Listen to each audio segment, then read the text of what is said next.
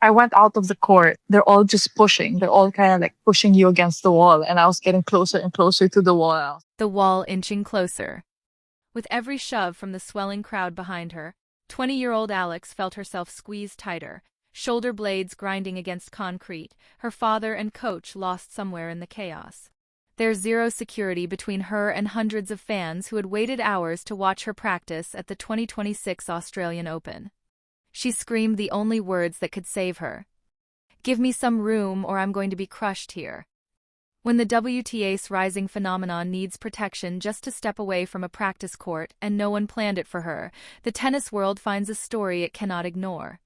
What Ella shared on a podcast weeks later uncovered something far deeper than a single terrifying moment in Melbourne. Alex Eala walked into the 2026 Australian Open carrying something heavier than racket bag. She carried the weight of an entire nation. A nation whose diaspora stretches from Melbourne to Dubai to New York, filling stadiums with Filipino flags wherever she competes. Her ranking back then kept her outside the automatic circle of tour-provided entourages and stricter protocols. She was a player the crowds embraced like a superstar, yet the system still treated her like everyone else. That gap burst into full view on an outdoor practice court at Melbourne's NTC. The setup felt routine. Bleachers lining both sides, a ramp rising up from court level. No barriers, no guards, no one from the tournament standing between Ella and the public.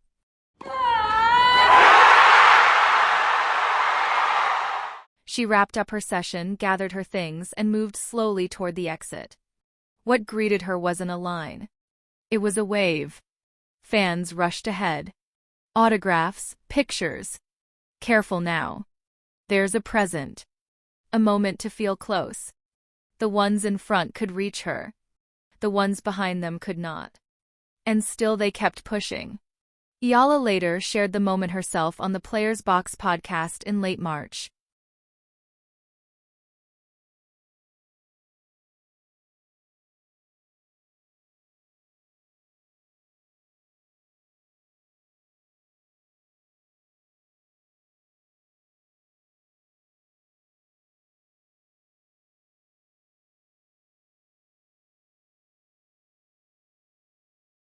There's a kid. Oh, okay, yes. He's small. Yeah. Her father was there. Her coach was there. Neither could stop the force. The crowd's passion had turned into a real safety hazard, and no one from the tour had expected it for a player ranked outside the top 29. Alex Eala now requires security at practice, and the fact that she had to realize that herself tells you everything about how fast her rise has outpaced the system around her. Pushing. They're all kind of like pushing you against the wall. And I was getting closer and closer to the wall. Here is what makes that Melbourne incident more than a single scare.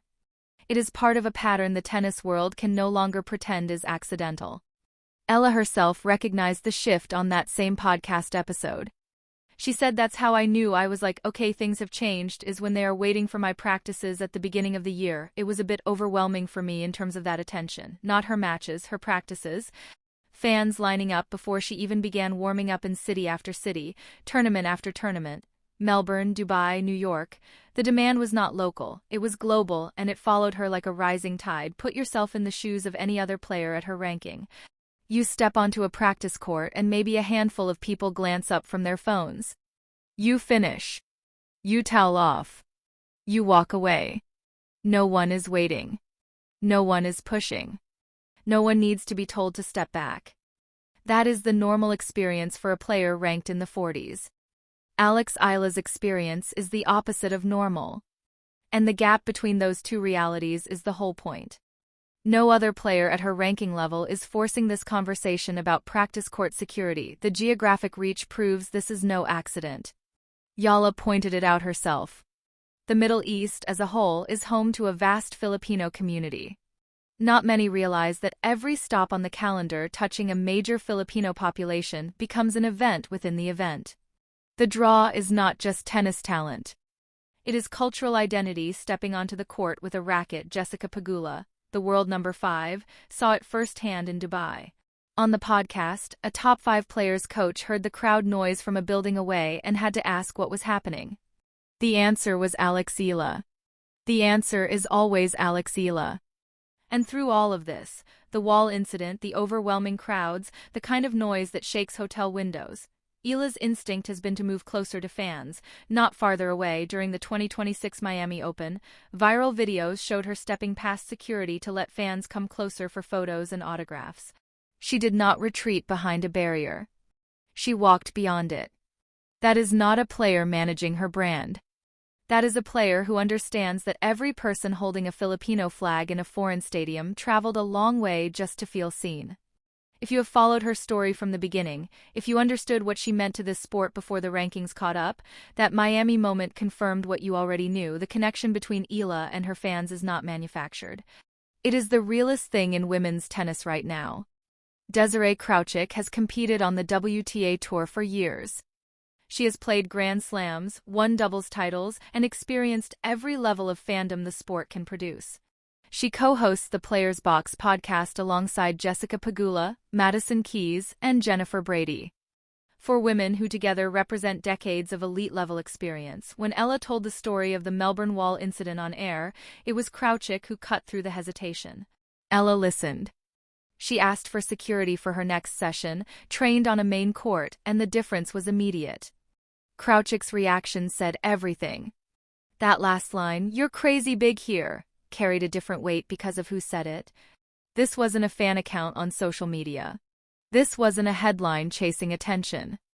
This was a peer, a fellow professional who has stood in tunnels and locker rooms across the circuit, telling Alex Eala to her face that her level of fame has crossed into territory that demands protection. When players inside the top tier of the sport are the ones confirming the phenomenon, the conversation shifts from opinion to consensus. What happened in Melbourne is not staying in Melbourne.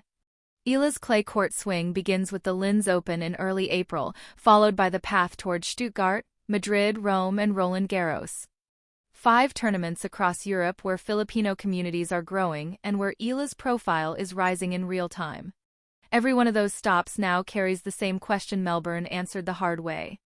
Is the infrastructure ready for the demand she creates? The WTA's push into new markets has been a clear priority for years.